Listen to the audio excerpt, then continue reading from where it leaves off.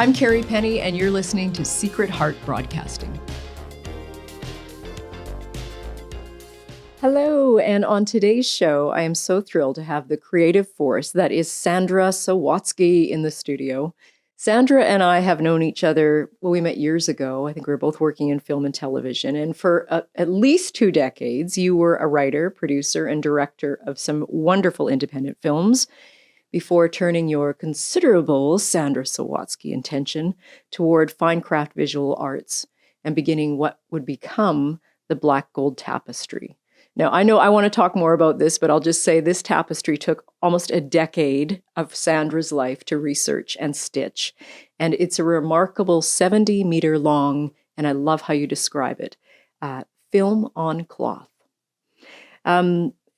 We'll talk about that tapestry. We'll talk about your new projects, but first of all, welcome. Thank you for coming down to be in the Secret Heart Broadcasting studio. Thank you, Kerrie, for having me here. This is great. Yeah. I'm excited to be here and talking with you and doing something co-creatively. Yes, I love that because we're both creative women and it's funny when as I said, we've known each other for many years, but we didn't really know each other until, kind of more or less during COVID when we would have these wonderful walks in the park. We're neighbors. Right. And now it's almost every week. Yes. So it's great. Yeah. And it's been such a fun way I think we share a lot of our continuing to find things that we want to create and do. And I love that you're, completely dedicated to that. And that's super inspirational because it's hard. The older people get, sometimes they lose that push and ambition. And I'm not using the word ambition in that want to get ahead. Yes. It's just trying to, when you set a goal to create something that you follow through. Mm-hmm. Yeah, that direction of life force into something that feels, for me, purposeful or fun or... Yeah. Yeah. And I haven't lost it. Yeah. I'm 66 now, and I feel like I'm still just starting. You had a pretty great career in film and video, and film and television production. Mm-hmm. You'd won some awards. You'd made a feature film. Yes. And then one day Sandra woke up and said, I think I want to stitch a 70-meter tapestry that's going to take a decade of my life. What? What happened? Well, there was several things happening. So number one, I felt I didn't know exactly what I was working on some projects, and I was getting funding to develop more feature films. My first feature film went so well right up until it didn't. And so it was one of those things that I finished it in 2003 and sent it out into the world. But one of the things that went wrong was the distributor went out of business. And this was, just the beginning of all the changes that were happening in the Canadian film industry. Like lots of the distributors were disappearing. Mm-hmm. And anyhow, in 2000, I wrote about it. I started another project. In 2007, I went with my daughter to the Glenbow Museum, which is in Calgary. And they had a show of women's embroidery. Now, one of my early careers before film was teaching at a fashion college. And I loved making clothes, and I liked just finishing clothes with handwork. So this beautiful work that was done by women who were pioneer women. And in the old days, almost every woman had wielded a needle and thread. Mm-hmm. So the work was beautiful. It was as beautiful as you'd see on French haute couture, like spectacular. And then we went off into this room called the Discovery Room. My daughter, 10 years old, her friend, and I, and they had a craft that you could do. You could learn how to embroider using a little bit of cotton fabric and I think it was cotton thread. And it wasn't bad quality. It wasn't horrible. I've seen worse. And I hadn't embroidered since I was 16. I didn't do very much even then. And I drew a little teapot and I stitched it up, and my daughters were daughter and her friend were doing their own little drawing. And we spent 3 hours there, and I learned how to do an outline stitch and a satin stitch and what was the other one? Oh, a cross stitch. I still have that little teapot. And I really enjoyed it. And so what happened after that, because I had, a few years before, I thought, I went to art college. I used to draw really well. I haven't drawn in years. So I started to have this practice of drawing every day, drawing these little fashion figures, like, well, kind of like figures in action. And I thought I had been doing about 6 drawings a day. So I had a huge backlog of these little drawings. And I thought, I'm going to embroider one of these little drawings. And I'll actually embroider a few of them and give the embroidered, make them into bookmarks for my friends for Christmas. So I did 6. And by the time I'd finished, I didn't even finish the 6th one, I don't think, before I decided that I want to do something else with this. I really like how it looks. I like the this bringing together, blending this drawing and embroidery. And what if I could tell a story with it? Because most people think of embroidery as some kind of decorative work, or at best, it will be on a handkerchief or on a lace collar, but it's not something that you tell a story with. But there is the Bayeux Tapestry. Yes, let's talk about that, because I think you're right. People might hear the word embroidery and think, oh, that's a pleasant women's pastime. Yes. But it can be revolutionary. It can be revolutionary. And so the Bayeux Tapestry is almost 1,000 years old, and it is something like 70 meters in length. And it's a narrative, and it depicts the Battle of Hastings that took place in 1066. And it starts at the beginning of, how the story started, and it works its way right through to the battle. And they're pretty confident there's some of the story is missing, some of the tapestry is missing, but it ends at 220 feet or 230 feet. And so I thought, well, I could do that. I can do that. And I was working in film. You're working with people, and nothing wrong with working with people. I like working with people, but as I discovered, sometimes when you're working on a film, that you're only as good as the weakest link, as is always the case whenever you're working with a lot of people. You have to, it's all teamwork, and you have to pay them, and it's really expensive. Film is I guess it must be the most expensive art form. And in Canada, it's really hard to raise money, and it was just getting harder. And I thought, well, what if I did something like this? What if I made a tapestry that's, long and it's epic, and I wouldn't have to raise as much money, because when I made my very, very, very inexpensive feature-length film, it was only just under $1 million, which is a lot of money, and particularly when it didn't do what I had hoped it would do for all sorts of reasons.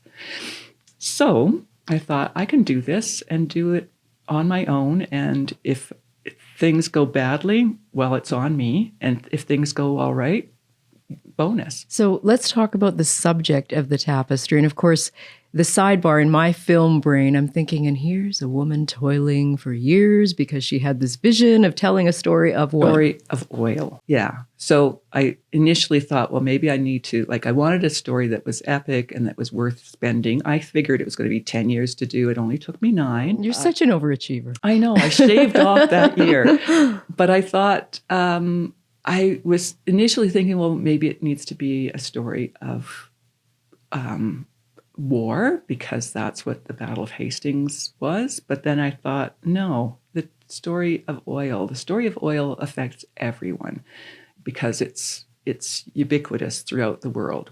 And how did that happen? And I wanted to find a way to tell that story, because I've been an environmentalist since I was, I don't know, maybe 12, 10.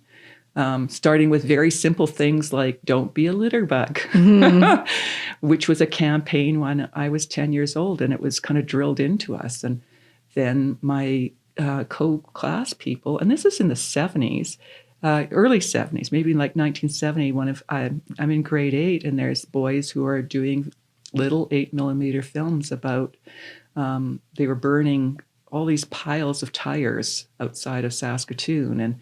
And so we were, already very conscient. The idea of environmentalism was well in the world. And I thought, what I want to do is a work that isn't pugilistic. I don't want to just add to the pile-on that's been going on. I wanted to be thoughtful about it and sort of look at this story, because just, in the world of art, they always talk about how you have to break some eggs in order to make an omelet.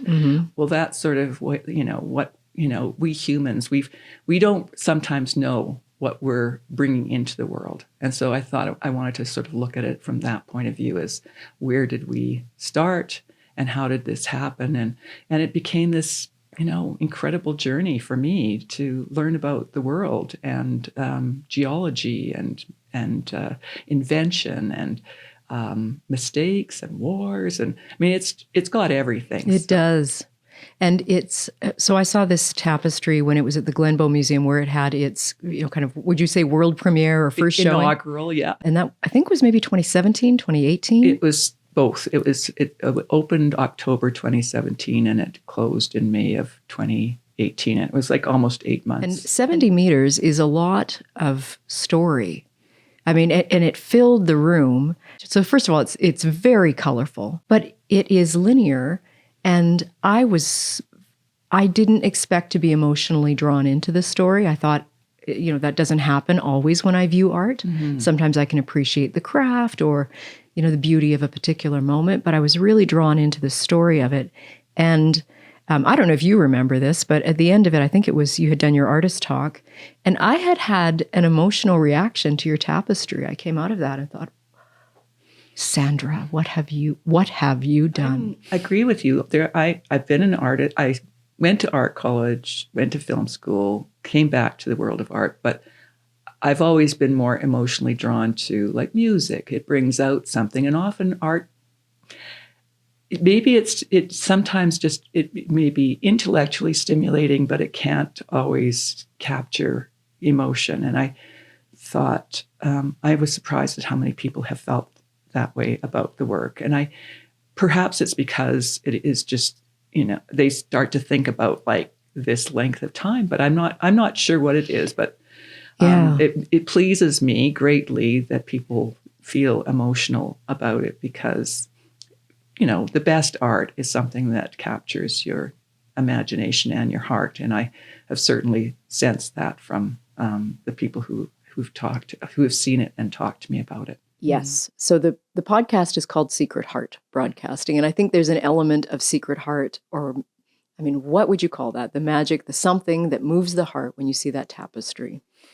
Do you know at the time when you're creating that something other than intellectual is moving through you? There would be times, maybe not necessarily. When I was working on it, there would be like, so often I would say, my daughter grew up with the tapestry. She was 10-ish when I started, and, in university when I completed it.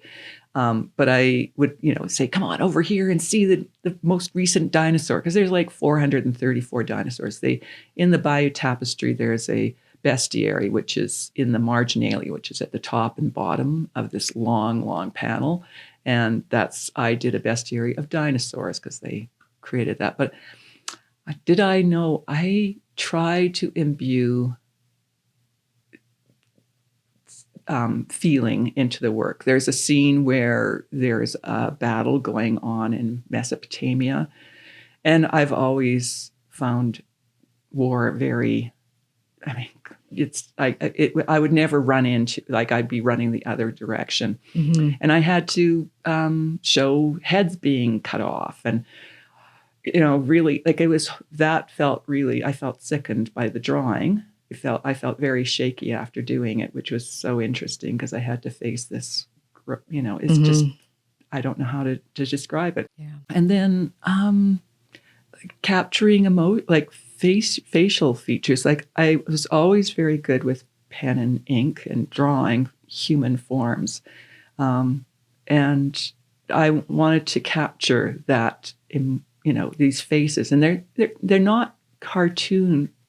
They're somewhere between cartoon. They're certainly not realistic, but they do say something. And I think that that's where I felt really good. I think that people could get drawn into the emotion. Yeah, recognizing another human in peril or joy. Yes, I mean, it's not, there's all these little stories. One, I don't know if there are favorite moments.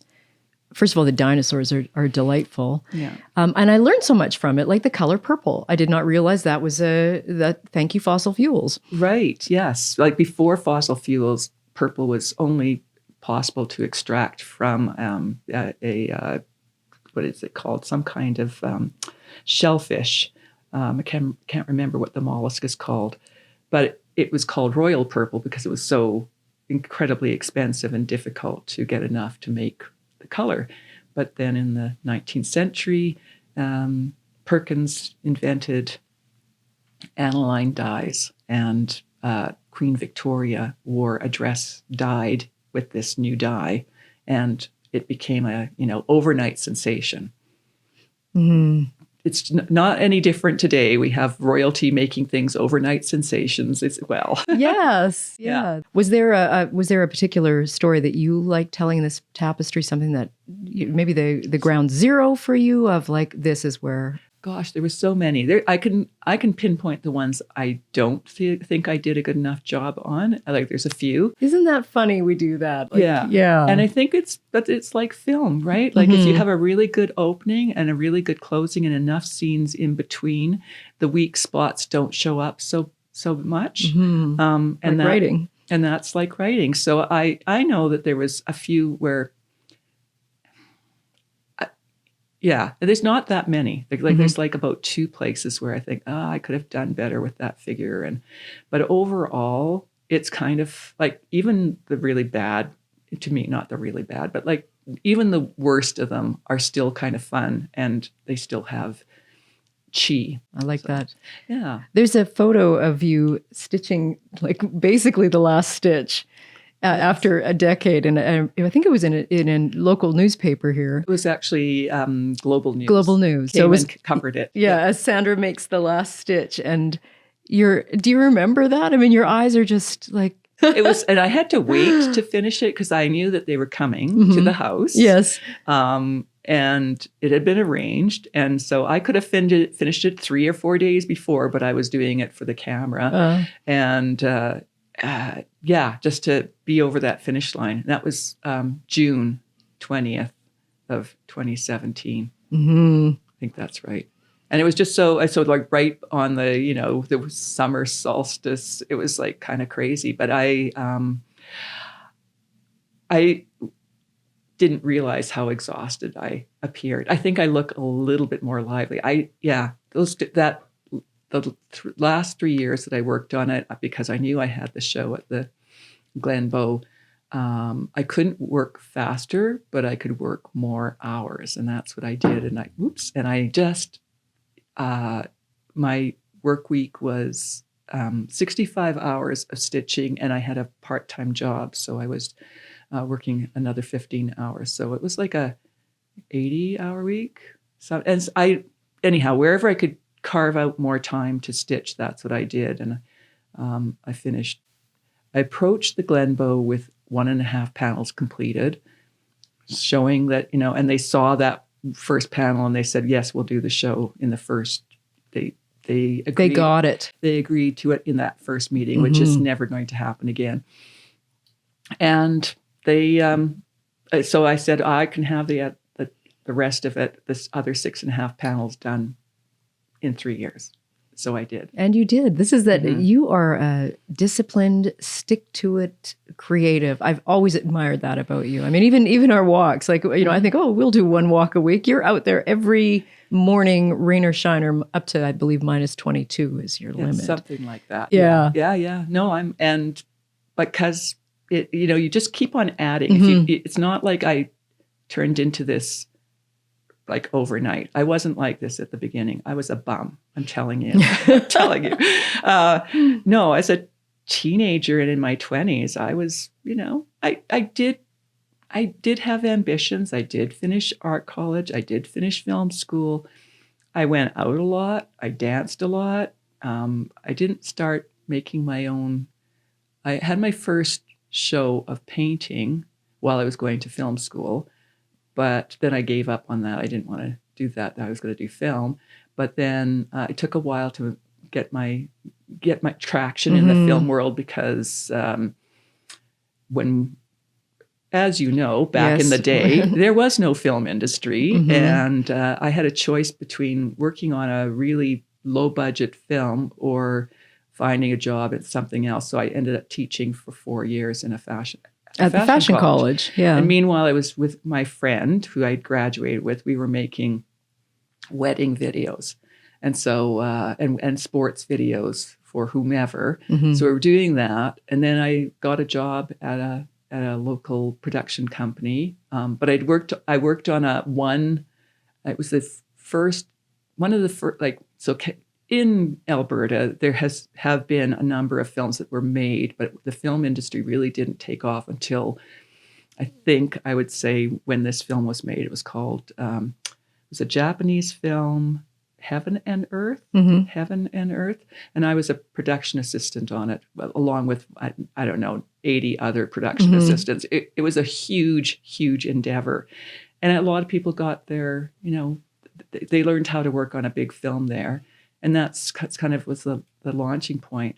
So when I was working at the production company, that's when I decided I'm going to make just one little tiny film. And I was in my mid-30s. So I feel like I did lots of I did every role you could do practically on a production. It strikes me as we're talking, I think you and I both share, and I'm wondering how universal it is, as we've gotten older, we've gotten more focused, maybe more diligent, maybe it's this idea of time, there's not finite, or there are finite, there's not infinite amount of time. Time is finite. I don't know, do you want to speak about that? Or is I'm observing this and I wonder, hey, that seems true. I think partly there's that part of like feeling like, I'm now looking at the, as they say, the back acres of, I could see them over there. But I think too is that I slowly, as I got older, so I started running in my final year of film school in 1985, and I have continued to go running since then, and it was a practice, and then. Writing. I started, in the 90s, early 90s, I came across The Artist's Way. Oh, what a great book. What a great book. This is by Julia Cameron, who once upon a time was married to Martin Scorsese. That's right. And she wrote a book about how to get in touch with the art, how to get in touch with what you want to do. And one of her the top priority is to write every day. And it doesn't matter what kind of artistic practice you have, whether you're a musician, an artist, a dancer, creative, whatever, but write. And hers is 3 pages a day. Yeah. And I've always wondered, like, what size of notebook do you have? It's funny when I was doing that, I downsized my notebook because 3 pages first thing in the morning is a commitment. That's correct. So I have these large notebooks. I do 1 page. It's about, how many words? 800 words on 1 page? Something like that. It's a lot. Very large notebook. It's a very large notebook, and I do 1 page a day, but I do that, and I have been doing that since 1993. And I do know that when I was making my first film, I fell off the wagon. I stopped. I wasn't writing because it was just like I had a full-time job and I was making this film. But I've been very, very good since about 90. I wrote the day my daughter was born. That's how good I am. Wow. And what a great thing to read back on, because it was just sort of neat. But yeah, and I made it. So I think this making things habitual and starting and giving yourself grace to, not do it. But I did those drawings, and I just found, and I think learning to stay steady with these smaller steps has helped me with this bigger thing. Certainly when I was doing the tapestry, I just had to, I kind of would only transfer 3 feet of the master drawing onto the fabric. And then when I finished stitching it, then I got to do more. And that created that sense of momentum. And finishing. Finishing. It's interesting you talk about writing. I have been keeping a diary since I was in grade 6. And I have lived many places and somehow still have these boxes of diaries, which I've recently pulled out of my garage and put into proper boxes. And when you talk about looking back and reading it, I mean, I have this idea of who I was. Like, I was this, I didn't fit in when I was in grade 6 and I was so much more mature. No. And it's like, dear diary, I think Andy Heffernan likes me. Dear, yes, it's so humbling to read who you really were. And I also think what you allowed on the page, because I don't think, there's always the fear of your brother's going to find your diary and, that wouldn't be good. No, I think thankfully I don't have those diaries. I started a diary, I think in grade 6, but no, I didn't really, and I call this a journal. I was mature. Yes. Mature. Yes. Well, there's something about writing when you actually have something to write about, for sure. There's 2 other things I want to talk about, and not even quickly. I love this conversation. So back to tapestry, we talked about black gold. I want to talk quickly about where it can be seen and where it has been seen. And briefly, after 10 years, that wasn't enough for Sandra Sawatzky. So you've done another project and still another project. That's right. So the Black Gold Tapestry, I was approached just a couple of weeks ago by an art gallery in Boston, and they want to show the whole tapestry there. Bravo. Yeah. So I'll be posting on my website when everything is kind of signed off on, but that was super exciting. And it also went to Medicine Hat. It was at the Esplanade, which is a lovely gallery. And then just this starting in the fall. Is that right? Yeah, in the fall. It was in Austin, Texas. One of the panels was in Austin, Texas. And that was great because the show, the fellow who was the guest curator, Jeff Goodell, is a writer and writes New York Times list books about the environment and climate change. And so he worked with their curatorial team at the Blanton Museum of Art and created the show.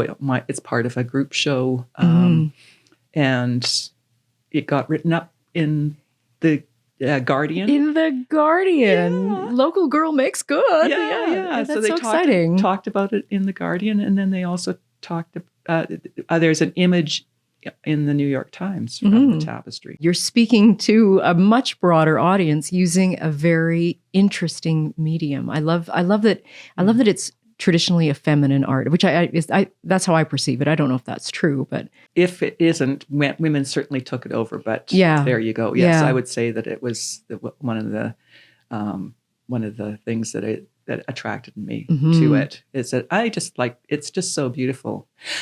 And so the other project, The Age of Uncertainty, right after I completed the tapestry. The Black Gold Tapestry. Yeah, 70 meters of storytelling. Give somebody I needed something else to do. And there was some stories I wasn't able to tell in the tapestry. And this work, this body of work that I created next, The Age of Uncertainty, is 12 panels and a very different kind of format.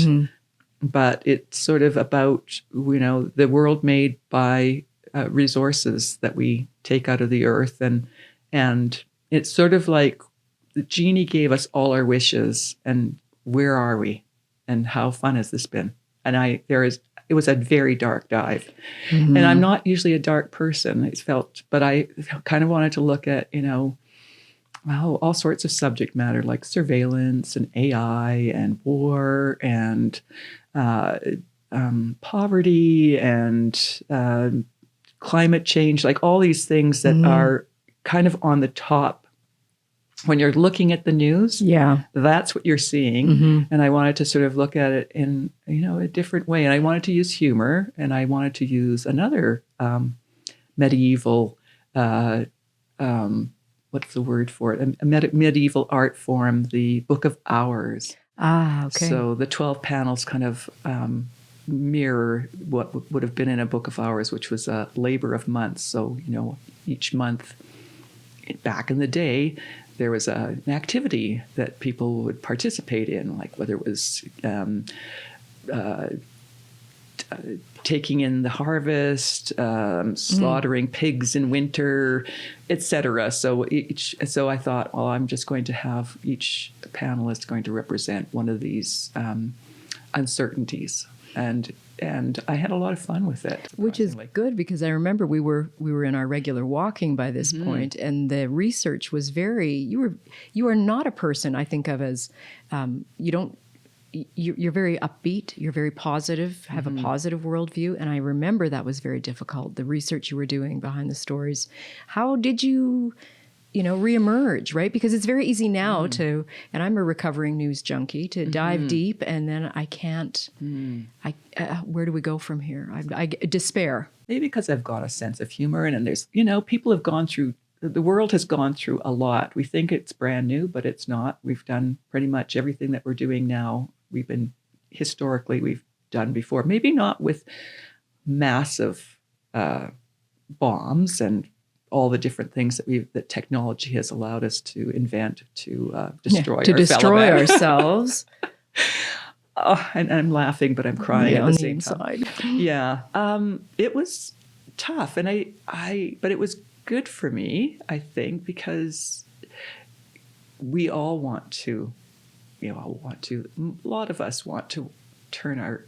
We want to see it, but we don't want to see it, and it's hard to live with it. But I think that's why humor is, very useful, because it is a way for us to process. Yeah. So I think that was, and I wanted to kind of encourage people to look, because it's not as if what's going on in the world is somehow separate from us. We're co-creators. And that's a hard baggage to carry. So anyhow, I got through that, but the project after that, because I finished that, because there's another one. There's another one. I thought, after all this, I want to what else can I say? And I thought, well, I can say what I love, which is the world of nature. I love human beings, but I also love this world of nature, and I thought it's what I want. I want that it to be there because it is our life force. And so I'm doing this work called Back to the Garden, and it's sort of like an altarpiece to nature. And I'm including flora and fauna from the Western provinces, which is my terroir. Yes. Yeah. So part of my curiosity in starting Secret Heart Broadcasting, of course, what is that little whisper you followed that helped you listen to your heart? And is that whisper inherited? Tell me a little bit about, your maternal line particularly. Was your mother a stitcher? Was your mother an artist? Did your mother, was she an environmentalist? What kind of things did you learn from her?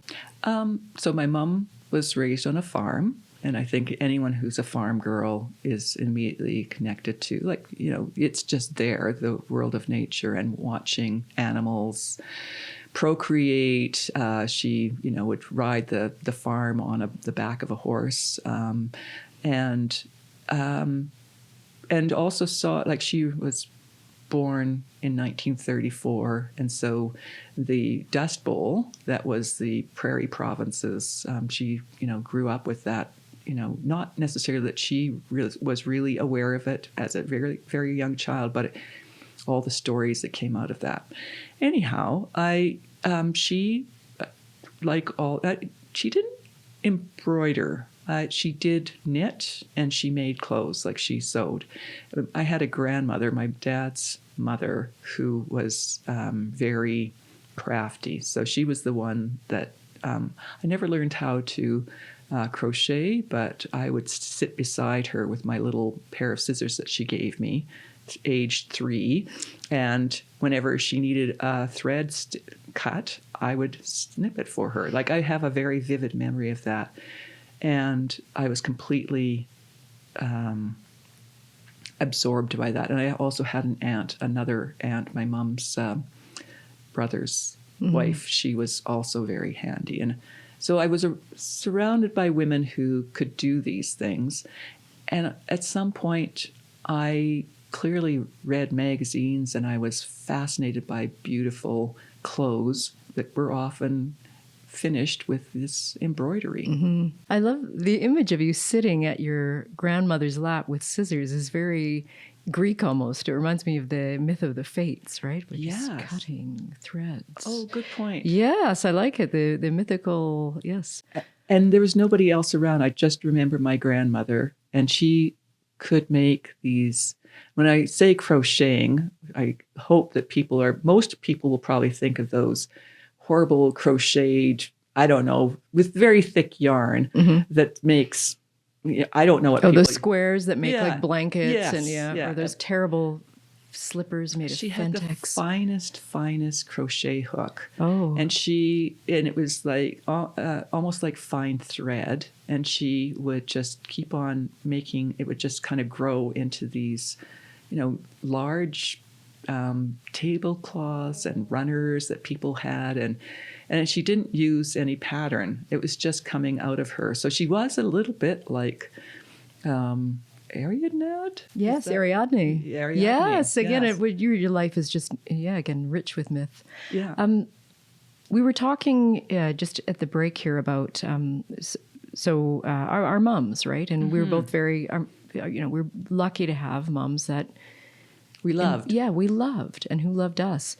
And I was saying how after my mom died, I was expecting the conversation to continue, right? I thought, oh, she will come to me in dreams, and she has only come once or twice. It's been, I remember these dreams, and it's felt like a gift. And I'm wondering if you have, and your mom's, your mom passed quite recently. Yes, my mom died in October.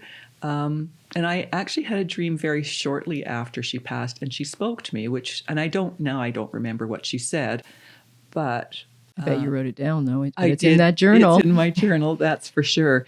And she, my mom was incredibly, I think she probably figures, I did my job. I raised you. I don't have to come back very often, only when I feel like it. And I'm having such a good time up here. But she, you do kind of want your family to haunt you. I mean, my parents were incredibly supportive.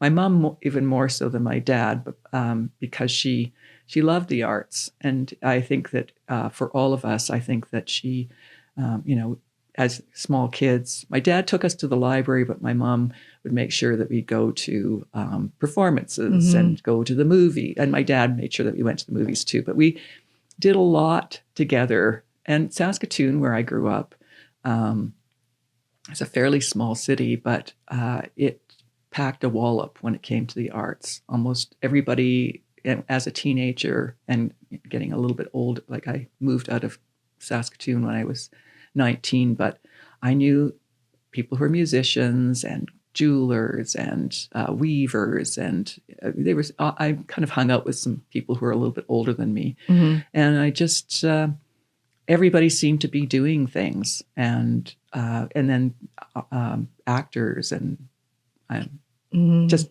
it was very alive.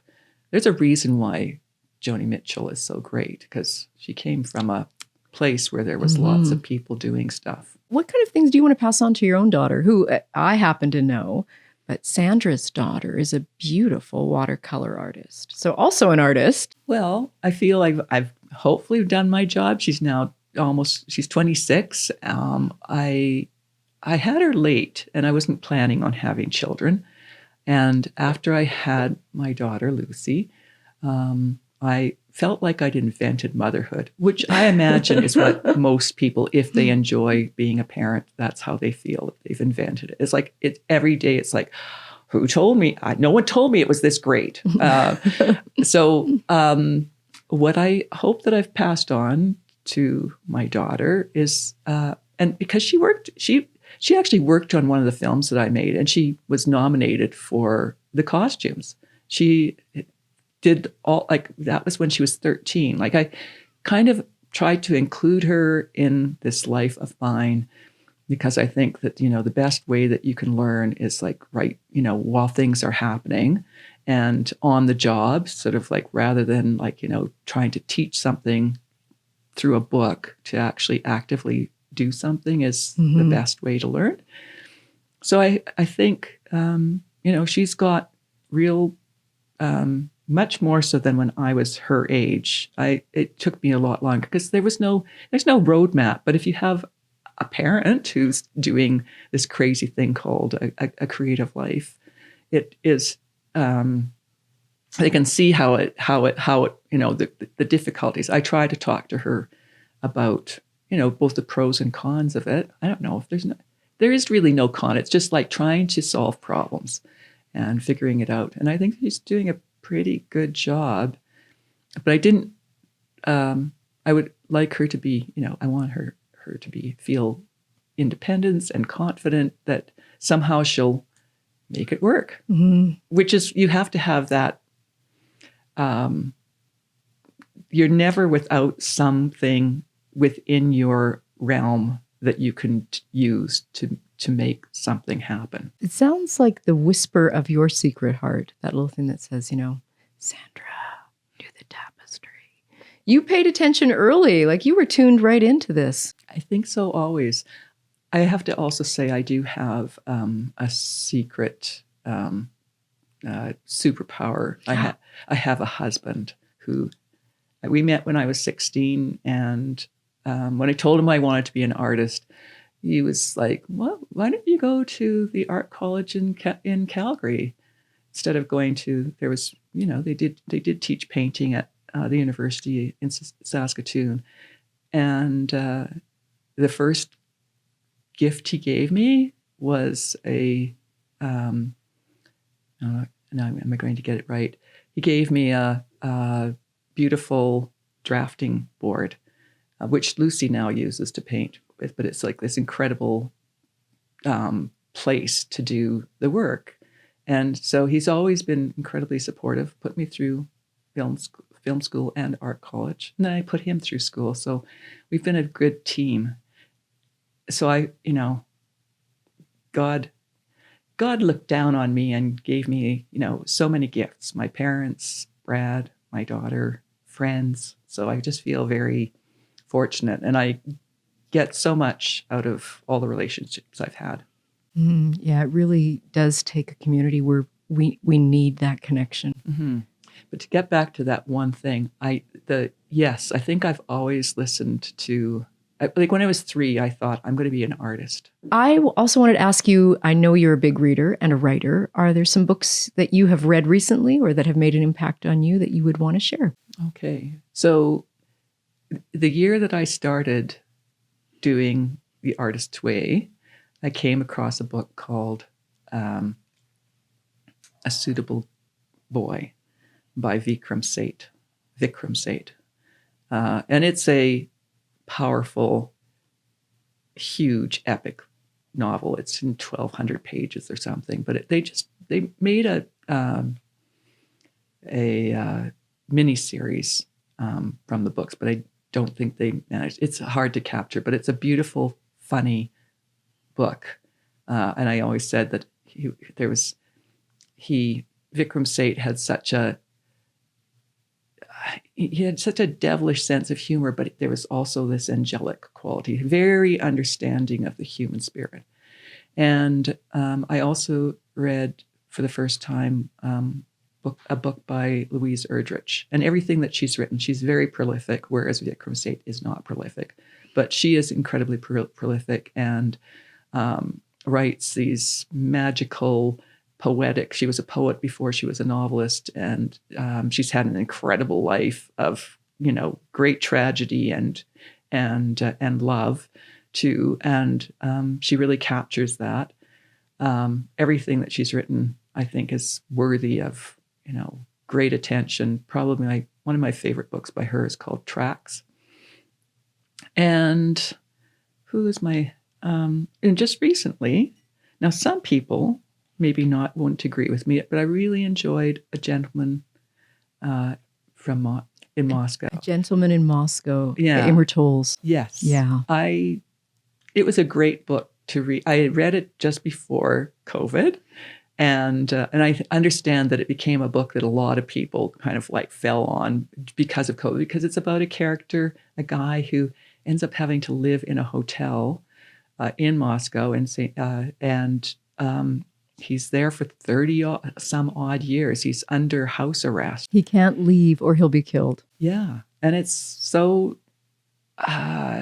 beautiful and so fun. I thought he had a younger daughter, Amor Towles, when he was writing it. I kind of thought that maybe he had read The Little Princess by Frances Hodges Burnett.